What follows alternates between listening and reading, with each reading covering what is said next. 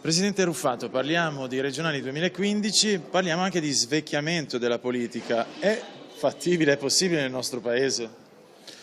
Deve essere fattibile. Io non mi ricandido anche perché ormai ho qualche anno, ho fatto un'esperienza bellissima di 10 anni in qualità di consigliere regionale, Presidente della Quarta Commissione, Presidente del Consiglio. Credo che debba lasciare il posto ad altri perché tutti a parole diciamo che deve avanzare il nuovo, che ci devono essere dei giovani, ma se nessuno gli lascia il posto questi non arrivano mai.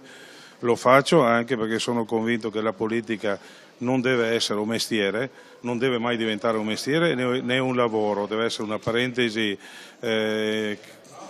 importante in cui oltre alla passione si deve mettere assieme il servizio per la gente, per il bene comune, ma deve essere una parentesi.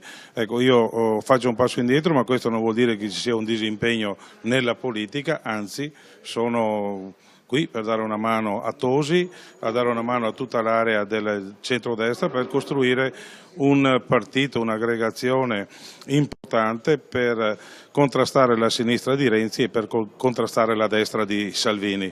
Noi con Tosi possiamo dire di essere l'unico progetto che riguarda il futuro.